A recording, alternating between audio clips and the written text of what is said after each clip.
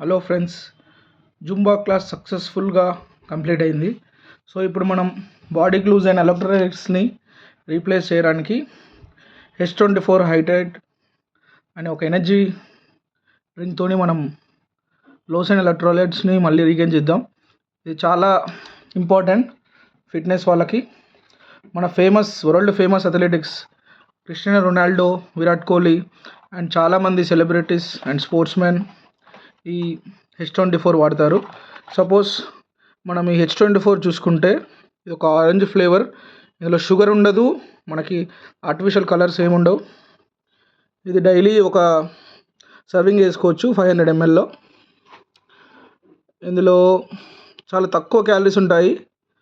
Just మనకు ఒక 14 calories per 5 grams.